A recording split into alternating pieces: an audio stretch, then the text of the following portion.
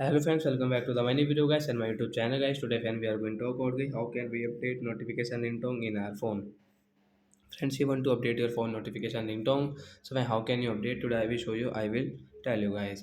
So before starting video, friend, first of all go and subscribe the channel guys. Click the bell icon and like the video. So friends, now let's see how can we update our phone notification ringtone sound. I we will on guys our phone setting guys.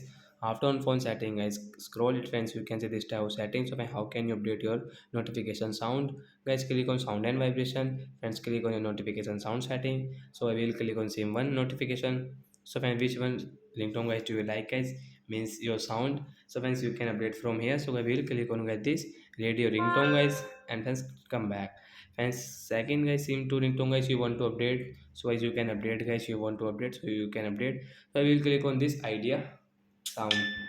So friends you can see guys this sim 1 and guys sim 2, this notification sound will update. So that's it guys, thanks for watching the video, bye guys.